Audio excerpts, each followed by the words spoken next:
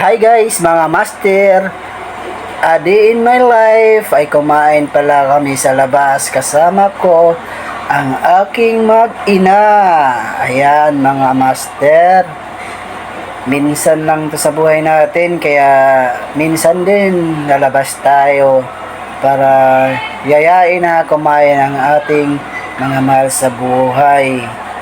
Kaya magpapasalamat tayo kay God sa mga biyayang ipinagkaloob niya sa atin sa araw-araw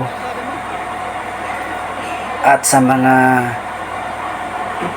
ating mga kalusugan na sana'y palagi lang tayong malusog at wala tayong sakit sa ating mga pangangatawan kasama ang ating mga mahal sa buhay.